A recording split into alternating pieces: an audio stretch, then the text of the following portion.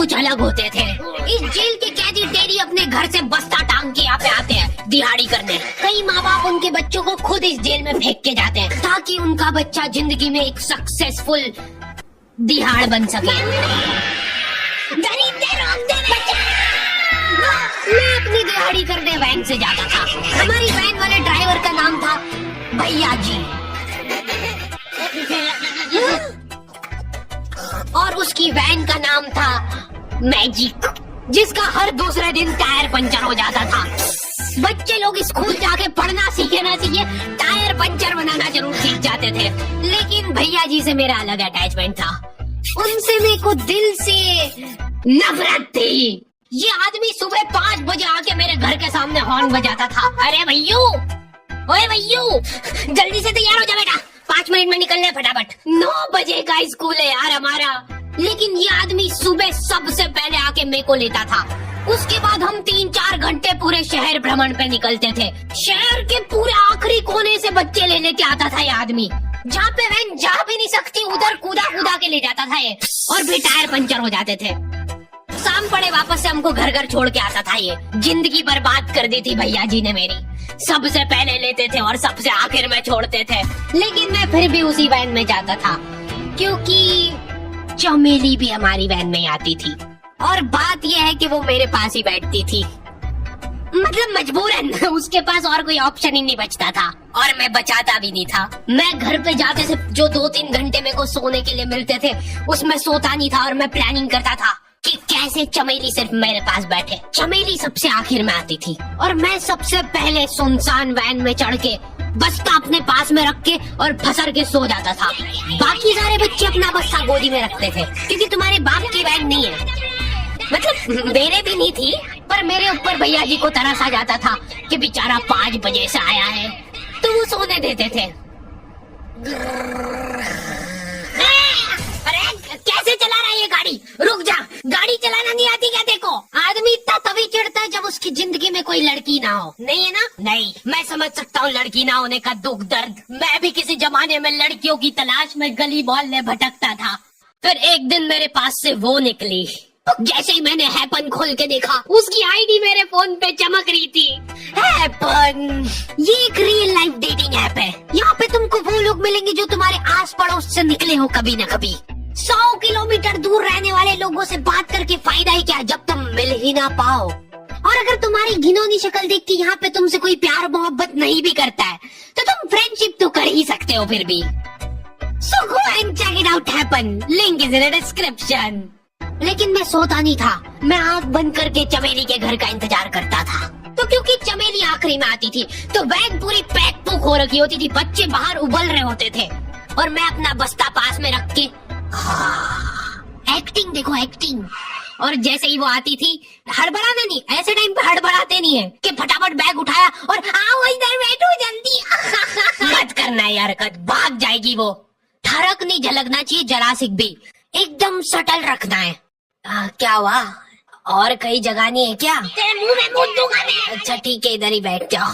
देख रहे हो एक्टिंग देखो तुम लौंडे की। ना जाने कौन सी नशीली खट्टी मीठी खुशबू लगा के आती थी चमेली। आज तक उसकी खुशबू है मेरी नाक में। मैं वो खुशबू का पूरा मजा ले ही रहा होता हूँ, इतने में एकदम भपका बास आती है जगह से। जैसे ही मैं बाहर जागता हूँ, मरा हुआ कुत्ता पड़ा है वहाँ पे। एक काली कार शोक करके निकली और मेरे बच्चे को मार दिया। कैसे करके निकली? शोक। ऐसे नहीं निकली थी, मैं यहीं पे खड़ा था। वो कार आई थी और जैसे ही वो बच्चा नीचे आया तब वो खड़ा, वो बच्चा चिल्लाया और फिर कार करके भाग गई। उधर कुछ बच्चे ऑटो रिक्शा से भी आते थे स्कूल। ऐसा लगता था कि पूरे स्कूल के बच्चे इस एक ऑटो रिक्शा में ठूस ठूस के ले जाता है वो। ये ऑटो वाले और भैया जी दोस्त थे और अब ये बीच सड़क पे रेसिंग लगवा रहे। इनकी गाड़ियाँ उबला रही है बच्चों से, फिर भी नहीं मान रहे ये लोग। स्कूल जाके वो पीछे मुलट के देख रहा है तो एक बच्चा नहीं बचा उसके ऑटो रिक्शा में। हमारे भैया जी बेचारे पीछे से उनके गिरे हुए बच्चों को उठा उठा के ला रहे थे। ये सब हरकतें करके हम लोग जैसे तैसे कैद खाना पहुंच जाते हैं। सुबह 5 बजे से निकलने के बावजूद हम लोग लेट पहुंच रहे हैं वहाँ पे पहुंच के हमने देखा कि 4 लौंडे मरे हुए पड़े हैं जिनको डॉन ने मारा है। डॉन हमारे स्कूल की इंचार्ज थी। डॉन का कद छोटा था और पेट मोटा था। और आश्चर्य की बात यह है कि समय के साथ उसकी हाइट कम हो रही थी। मतलब बड़े नहीं बड़े वो चलता एक बार को, पर इसकी कम हो रही थी। डॉन बहुत स्ट्रगल करके कार से स्कूल आती थी खड़े होके, क्योंकि बैठ जाए तो उसको सामने की सड़क नहीं दिखती थी। वो अलग बात है, खड़े होके भी पूरा नहीं दिखता था। हर रोज 2-4 कुत्ते कुचलते हुए आती थी वो। फिर मेरे को समझ आया कि रास्ते में जो कुत्ते दिखे थे वो डॉन इस कैद खाने में छत पे बैठी रहती थी स्नाइपर लेके। कोई भी कैदी कुछ गलत गतिविधि करता हुआ दिखता था तो वहीं पे, मैडम इनकी लाश का क्या करना है? अरे ये तो आपको पता ही है। कहाँ रह गए थे यार झमू दीदी? फटाफट ये खून वून साफ करो। झमू दीदी बुलेट से स्कूल आते थे और ये अफवाह फैली भी थी पूरे स्कूल में कि उनके घर पे मर्सिडीज भी है। लेकिन झमू दीदी हम्बल रहना पसंद करते हैं। ऐसा कहा जाता था कि ये स्कूल ऑन पेपर झमू दीदी के नाम पे ही है, पर वो हम्बल रहने के लिए यहाँ पे झाड़ू पोछा लगाती है। वैसे मैडम इन्होंने करा क्या था? गैर कानूनी पेन फाइट का सट्टा खेलते थे ये लोग क्लास में। उससे मेरे को प्रॉब्लम नहीं है, मेरे को क्यों नहीं? हमारी क्लास में पेन फाइट का सट्टा चलता था।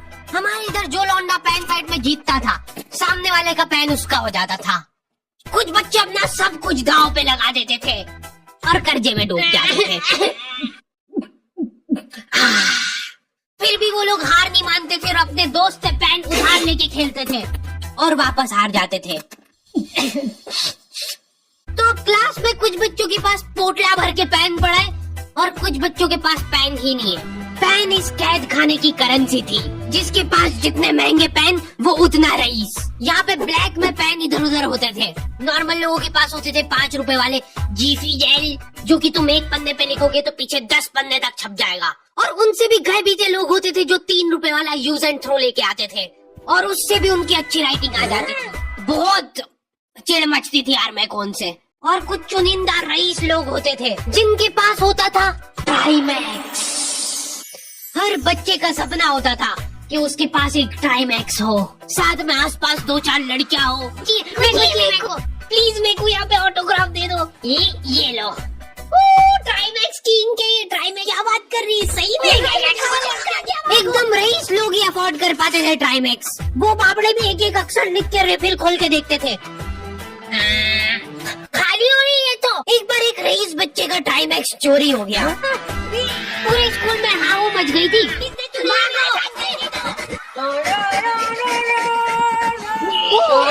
वो देखो, उस दिन उनको पता चला कि वो आदमी दौड़ भी सकता है। हमारे स्कूल में कुछ भी कांड हो रहा है ये आदमी सबसे पहले दौड़ के आएगा। पूरा बैग खोल चोर, और बच्चों के बैग चेक करेगा। स्कूल वालों को भी इसकी सैलरी देते वक्त सबसे ज्यादा खर्ची है। सैलरी किस चीज की? इस आदमी की शक्ल देख के ऐसा लगता था कि ये स्पोर्ट्स की आड़ में वैन वालों के साथ मिलके बच्चों की स्मगलिंग करता है। इस महान आदमी का नाम था भूषण। इसने अपनी जांग पे टैटू करा रखा था, भू अलग जांग पे, सड़ अलग जांग पे। सर कल से खो खो खेलने के लिए कितनी बजे आना है? वो तो बैग चेक करा पहले तू। इन्होंने पूरे कैद खाने के कैदियों को लाइन से खड़ा कर दिया है। पेन हमारी क्लास के बच्चे का गुमा है और पूरे स्कूल में ढूंढ रहे हैं लोग। आखिरी में पता चलता है कि वो बच्चा घर पे भूल के आ गया था उसका पेन। सॉरी बेटा, एक पेड़ में मूत देगा।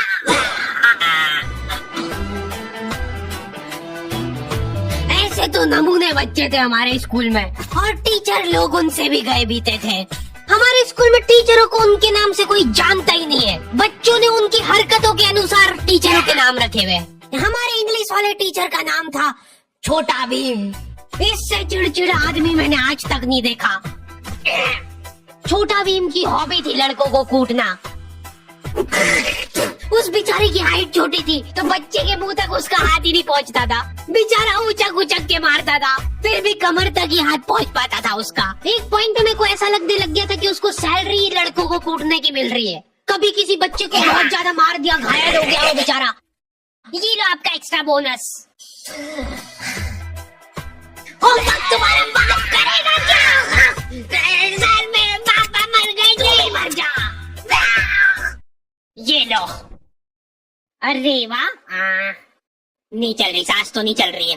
हाँ कंफर्म मर चुका है ये। पर्सन हो गया है।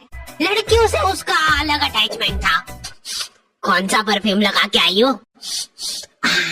सर थोड़ा दूर रहो। अरे मैं कुछ कर थोड़ी ना।